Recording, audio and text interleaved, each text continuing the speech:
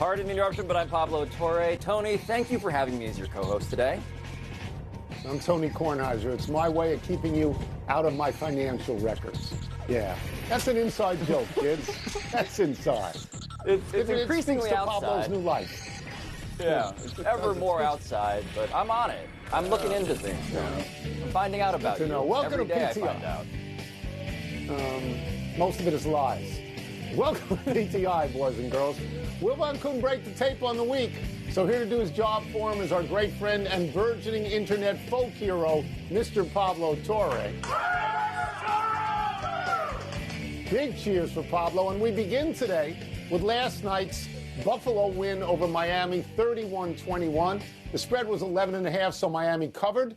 The game stayed reasonably close all night. They were tied 21-21 in the fourth quarter. Embattled Dolphins coach Mike McDaniel said afterwards, quote, "I refuse to take moral victories," unquote. Pablo, what does this result say about both teams? Well, I want to start with the Dolphins. This isn't the reason why Mike McDaniel should be on a seat that is increasing in temperature with every passing second. This game was one in which the Dolphins, of course, were not favored. It is actually a closer game than the score indicates, which is true. The reason the seat is hot is because he is 3-14 against teams with winning records. So it's the larger picture, Tony, that fits into a larger criticism. And for me, when it comes to the Bills, yeah, look, it's the Bills in the first 3 weeks of the season. They do this. They drop 30 points on your head. This is exactly what you expect out of Josh Allen and the Buffalo Bills. But McDaniel, to me, that's where the story is. Yeah, I totally agree with that. I mean, the interest in the game for me before the game started was, would Buffalo win by such a margin that the Dolphins were going to fire McDaniel? All right, so that was the intrigue. They did not fire him. I mean, the day is still going on, but the game was close.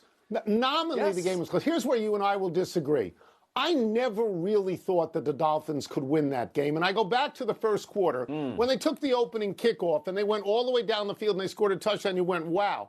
But then the next two times Buffalo got the ball, they went all the way down the field and they scored 2 touchdowns. So for me, I could check out at that point. You're 100% right that his record is 3-14 against teams with winning records, and that's not good. But if I'm going to fire anybody today, I'm going to fire the defensive coordinator at Miami. They've now given up 97 points in 3 games.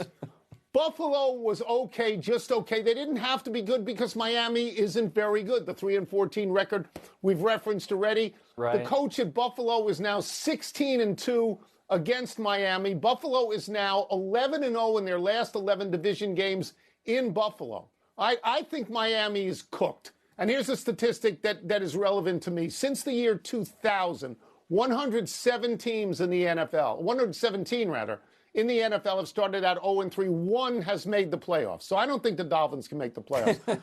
Buffalo, my feeling about Buffalo is that they are being hurt a little bit by the lack of quality of opposition early in the season. They don't have to extend themselves because they're not playing anybody really good at the moment. They had that Baltimore game. That was terrific. But after that, Pablo, Jets, Dolphins, Saints, Patriots, Atlanta, Carolina. That feels like 7-0 to me without being tested. No. I take that at face value. I do want to sort of walk back that criticism to the extent that they don't choose the schedule. It's not college football, as you know, Tony. So they're only doing what's in front of them. The thing, though, and all due respect to your cousin Marilyn, of course, in South Florida, when it comes to Mike McDaniel and all the news and information therein, the thing about it is, what if Tua didn't throw that pick? What if he didn't? You know, like, I want to criticize the micro as much as we acknowledge the macro. There are some things with McDaniel where it's like, hey, Tua does something, and of course it fits into the larger trend. But in this case, the process of how they lost, I mean, look, he doesn't want the moral victory. Yes. Here's my advice for Mike McDaniel. Take the moral victory. I don't know if you'll get a real one. I would say that that's probably the one you want to take because it's available to you. But Tony, we have 14 more NFL games on Sunday, among them the 2-0 Rams at the 2-0 Eagles, and the unbeaten Cardinals at the similarly unblemished Niners. So of those games on Sunday, which intrigues you the most? Okay, I'm not sure that I would use the word intrigued, by anything on Sunday. I am intrigued by Monday night. I am intrigued by Detroit and Baltimore. I'm intrigued by that. The furthest I'm going to go on Sunday is I'm curious. And I do have a list of the games that I'm curious about. I am curious, for example, about Indianapolis at Tennessee. If Indianapolis wins this game, they're 3-0. And we may have to give Indianapolis and their new quarterback, Daniel Jones, semi-respect at that point. I am curious about Cincinnati at Minnesota because the starting quarterbacks, Joe Burrow and J.J. McCarthy, are both out. And now you're down to Jake Browning and Carson Wentz. Can either of them keep their teams alive in a playoff chase? I am curious about Pittsburgh at New England. Is Pittsburgh's defense so awful that New England would actually be able to beat them? Because if that happens, Pittsburgh is out as a contender that we ever have to talk about. And I'm kind of sort of curious about Dallas at Chicago, only because it would gall Wilbon so much if the Cowboys were to beat the Bears. The one that I'm serious about, though, and you might laugh at this, is Kansas City at the Giants. What if the Giants won that game? I don't think that's possible. I think the Giants will devolve into a quarterback mess. I think Russell Wilson won't be as good as he was last week. I think we'll see Jackson Dart. But if they were to win, Kansas City would be 0-3, and we would be writing their obituary. We would. I'm trying to keep score at home as you go through your curiosities. I'm a man of curiosities. I got to tri-curious, quad-curious. You are penta-curious by the end. You have many interests. I was hoping for tri-curious, personally. I would say that we're going to play What's the Word here. I am perversely tickled by the Bengals and the Vikings. And you got to some of it, but that's my lead story on a weekend that is, as you describe, short of Monday. It's some stuff. But in the poo-poo platter, there can be one of those just like pieces of chicken where you're like, is this edible? And then you're like, this kind of tastes good. And I think Jake Browning is that piece of chicken. Jake Browning, by the advanced numbers, he's not Joe Burrow. Everybody knows that. But the advanced numbers like him. And I know that. But he had three picks last week. I know. Does that not matter to you? I know. Well, it matters, but I said perversely tickled. I didn't say I am naming my son after Jake Browning. I said I'm perversely tickled by the setting of Jake Browning filling the shoes of Joe Burrow against, of course, Carson Wentz. How about Denver and the Chargers? Would you be curious about that? Because we might be able to see if the Chargers are as good as we think they might be. We're not sure. That's the question. Right? So speaking of the advanced metrics, no one has been more beloved by the metrics among the nerds than Justin Herbert. Are we seeing it? Yeah. Are we seeing the hype become real? That's a nice entree. A nicer entree, I'll admit. Before I go to the next story, I just want to acknowledge that is the first time in all the years the show has been on television that the words poo-poo platter have been in it, so congratulations on that. Let's move to the continuing drama of Kawhi Leonard, Steve Ballmer, and the Clippers. On some podcast called Pablo Torre Finds Out, I've never heard of it, there has been reporting that indicates Steve Ballmer may have circumvented the salary cap with Kawhi Leonard and a company called Aspiration with ties to the Clippers. NBA Commissioner Adam Silver at first said he'd never heard of Aspiration, then he backtracked. He has said the NBA will investigate. Pablo, in what sort of a spot does this Ballmer investigation put Silver? I believe this is the biggest test of Adam Silver's tenure as commissioner. And I say that knowing that there are other candidates, but he came in with Donald Sterling. That was, in retrospect, an easy call. Documentary evidence, a tape. In 3 days, they said, banned for life. This, poetically almost bookending that, Ballmer coming in because of that, Ballmer now being at the heart of a story, Tony, in which he poured in $118 million over 18 months, tracking alongside secret payments no one knew about to Kawhi Leonard that total $28 million in a no-show endorsement contract and $20 million more in a stock deal that he was signed to. We're talking about $48 million outside of the cap, paid by the richest owner in all of sports. And so the question for Adam Silver, to be blunt about this, is, do the rules matter? You're a steward of integrity. The inconsistency of commentary around what you knew, and in honor of Robert Redford this week, what did you know and when did you know it? That question applies to the commissioner in terms of how he himself has been presented, as well as the investigation, which has taken, for me, many sources and 3,000 pages of documents. So this is your story. I applaud that. I know very little about it. I know there are no-show jobs all over the world. But if this is provable, you have to throw the book at the Clippers. I will say this. I thought of something that Adam Silver said last week. He said the burden of proof is not on the Clippers to establish their innocence. It's on the league to establish their guilt, if there is guilt. And I get that. He did say that. Innocent until proven guilty. That is the American judicial system. And that's fine. But, and here's my but, the NBA is not the FBI. Okay? I wonder about how aggressive they're going to be in conducting this investigation because they have interest in this. And it just seems to me that Adam Silver would like to see all of this go away. I wonder how you feel about that. Shrinking the PR problem is my default assumption for what the goal is. The problem with the shrinkage that he desires is that this story has been shocking to me in terms of its resonance, not just among the Board of Governors, I've spoke to 4 owners now who say this should be proportionately punished, but with the fans. Tony, there's a credibility question around, do you actually care about the integrity of your game? And by the way, you're totally right. If this is in fact a violation, as I've been reporting it, the rules in the CBA say direct or circumstantial evidence, and you must explain it, quote unquote, rationally. Rationally is an adverb. What's the word? It's rationally. How do you spin this? No one has explained the most simple thing I reported. There is a secret endorsement deal that 7 sources told me was because there was a circumvention of the salary cap between the founder of Aspiration and Steve Ballmer, and no one has explained why that deal was never announced and why he didn't have to do a single thing for it. And I await the results of the NBA's own investigation on that.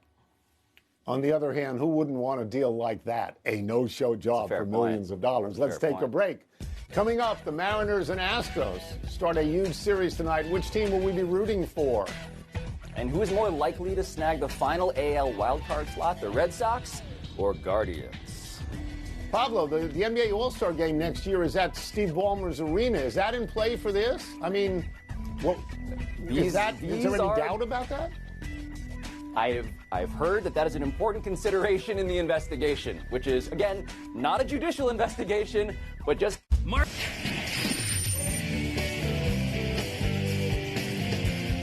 Time for toss-up. 2 men enter, 1 man leaves because Pablo is a substitute co-host and can't hang with the king. What's first? Toss-up. They're tied atop the AL West in meet tonight. Which team are you rooting for, the Mariners or the Astros? I respect the Astros. They've been to the playoffs 8 straight years. They lose players, they replace players, they're always competitive. But I find Cal Raleigh and the Seattle Mariners right now completely irresistible.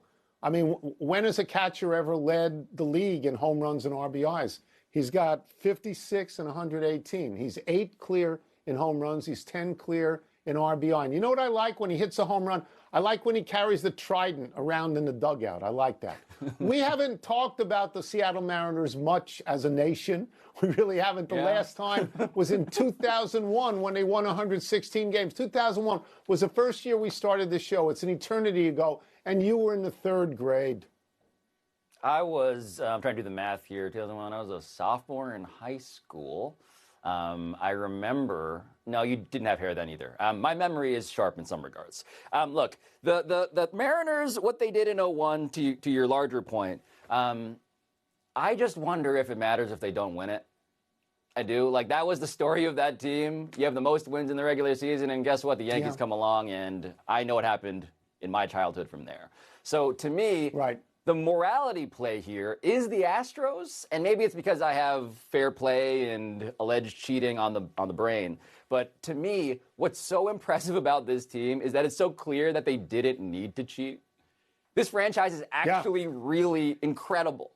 They are so well run, even in the absence of the architect. They are so well stocked via the farm system. And you ticked off a bunch of the ways that they impress me every year, torturing the Yankees in the present tense. So them, weirdly, I want them to win to prove that it's an indictment in an even grander way that they tried to cheat in order to be as good as they actually are. All right. What's next? Toss up, which team do you favor for the 3rd AL wildcard spot? The Red Sox or the Guardians? And I'm going back to what Buster Olney said on this show a couple of days ago. that the Red Sox would be severely wounded by the fact that Roman Anthony wasn't playing. And in fact, they're 5-8 since he's gone, and they are scoring one less run per game. I will admit I don't know anything about Cleveland. I mean, I don't think anybody does. I know they can't hit. They're 21st in the majors in home runs. They're 29th in OPS. Their run differential is minus 23, so they probably shouldn't even have a winning record. But they can pitch. They can pitch when it matters. Yes, they can. In the last 2 weeks, their collective ERA is 1.30, which is the best in the majors. I believe they've won 12 out of 13 games. And I think in only 2 of those games have they allowed more than 2 runs. So I'm gonna ride with Cleveland on this one. Yeah, I will admit that my word cloud for the Guardians is Jose Ramirez in giant font and then a lot of smaller words. Yes. That is mostly my understanding as well. The pitching has been impressive to the point of apparent unsustainability. So I will go Red Sox because of that, actually. Okay. I've been citing advanced numbers for a while. They suggest that the Guardians must regress to the mean at some point. The Red Sox, the number I will point out is that they have the 5th. It's September 19th. It's September 19th. When? It's a good point. It's a good point. The Red Sox, though, have the 5th easiest schedule remaining. And for that reason, I like their chances. I like those numbers mattering. Speaking of a schedule advantage, which honestly, you cited earlier in the show. You were talking about schedules. Your slavishness to numbers has become insane. That's it. A certain urologist just called asking me to take it easy on his son. So we'll take this final break, and when we return, we will update you on Jaden Daniels' status for this week's game against the Raiders. And the NFL sends a message to its officials about the tush push. And Tony, I haven't even cited exit velocity once. And you're already going Wilbon. So you're saying that they'll regress to the mean. It's September 19th. There's only like 8 games left. I mean, what are you holding out hope for? Those 8 games might be meaningful to me now as a matter of being right about this argument. We'll see in 8 days.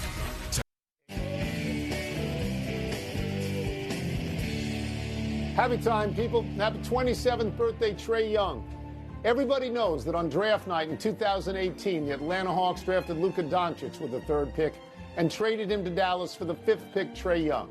That seeming blunder will be the 2nd sentence on every story written about Young until he wins an NBA championship. Young had a sterling season last year, playing 76 games, scoring 24.2 points a game, leading the league in assists, 11.6 a game. But the Hawks missed the playoffs for a 2nd straight year. Pablo, Young seems to have a theatrical streak when he plays the Knicks in Madison Square Garden, taunting Knicks fans. You're a Knicks fan. You were one. How are you with Trae Young? Yeah. He is not the player Luka is, but he is, I would even argue, a better TV show, as much as I hate the torment that he's inflicted upon the city in which I reside. It's hard to argue that that guy makes the game more interesting. Happy anniversary, Shohei Ohtani. On this day just last year, Ohtani became the first baseball player ever to hit 50 home runs and steal 50 bases in one season. Ohtani did it in spectacular style, going 6 for 6 against the Marlins. 5 of those 6 hits were for extra bases, including 3 home runs. Ohtani also stole 2 bases, ending the game with 51 home runs and 51 steals. By the end of the season, Ohtani had set the bar at 54 homers, 59 stolen bases. Ohtani has backed that up with 51 home runs so far this season, but curiously, he has only 19 steals, and I'm wondering out loud if that's because he's pitching again and he doesn't want to risk injury sliding around. Yeah, Tony, I'm surprised on some level that he's been pitching as much as he has been. I thought they might even save him to be like a reliever in the postseason, but they've gone so hard on the pitching that I must assume they're just being conservative with the legs, which makes total sense to me. I'd like him to do the unprecedented again. Happy trails to the Dream and the Storm. Both are out of the WNBA playoffs. The Dream fell to the Fever, who advance for the first time in 10 years despite the long-standing absence of star guard Caitlin Clark. And the Aces bounced back from their first loss in 18 games to eliminate the Storm. The Fever and Aces now face each other in one semi, with the Lynx awaiting the winner of tonight's game between the Liberty and Mercury in the other. Yeah, Asia Wilson tying her career high with 38 points. And by the way, we're now getting like this era in which the marquee franchises are emerging. Without Caitlin Clark, we're still getting the Fever. That's the surprise. The other ones, not surprising at all to me.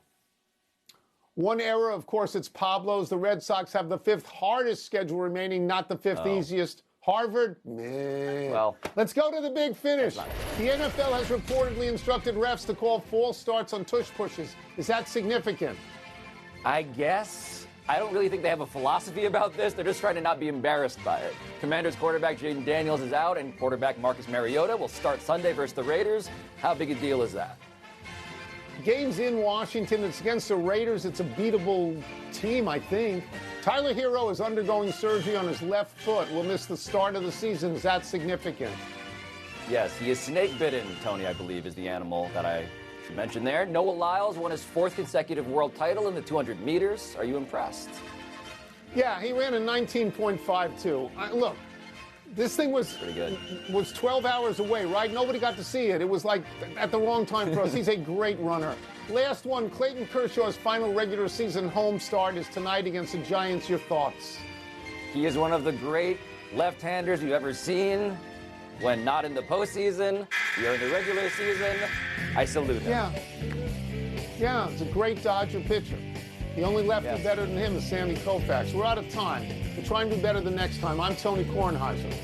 And I'm Pablo Torre. Thank you for watching. Pablo Torre Finds Out is the show that's trying to investigate Tony Kornheiser. But now, here's Sports Center. PTI. Big start. And Pablo, tonight's PTI bonus topic. All right, Pablo, what's the most interesting NFL Week 3 game? So I'm going to reject the word interesting, as is our want. I'm going to go with bizarrely alluring, because I am bizarrely allured by Jake Browning. Tony, that whole Bengals-Vikings thing in which we're going to get Carson Wentz and Jake Browning, and by the way, not in 27 years have we had 2 guys that didn't start in weeks 1 or 2 facing each other in week 3. We're going to find out a lot about whether I need to care about the Bengals for the rest of the season. Because, of course, Joe Burrow is hurt. Of course, Jake Browning, who the numbers like, by the way, needs to keep the ship steady. And I think he might just do it. They're 2-0. If he can be that bridge back to Burrow, I am bizarrely allured. I'm in on that. Yeah. That may be a bridge too far if Burrow is out till at least December. Because if he's out till at least December, like, come on, he's not coming back this year. The most interesting game in Week 3 is easy. It's Monday night. It's Detroit at Baltimore. That's the good one. That's the best one on the board. That is a good game. I mean, I'm going to watch on Sunday. I'm going to watch the Red Zone. This is what I do. And I'm going to want to see, for example, if Tennessee loses to Indianapolis, which would make Indianapolis 3-0, make Daniel Jones 3-0. 3-0. How would the Giants feel about getting rid of Daniel Jones if he was suddenly 3-0? Okay, I want to see Pittsburgh in their game. Who are Pittsburgh playing? I don't even know anymore. But I want New England. Because their defense, which they said is the greatest defense we've ever had, it stinks so far. What if New England beats them? I would like to see that. And then I would like to see the Giants and Kansas City on the incredibly off chance that the Giants, who shouldn't be able to beat anybody, could beat Kansas City. If they put Kansas City into 0-3, that would be the biggest headline in the Monday papers, right? Kansas City 0-3, so I would see that. Of course, especially because the Giants, as you described, having watched Daniel Jones be this, must feel like Daniel Jones on the Giants, meaning they ran about 80 yards, face planted, and then were laughed at by everybody. But speaking of running out of gas, that is it. We are done. Back to you.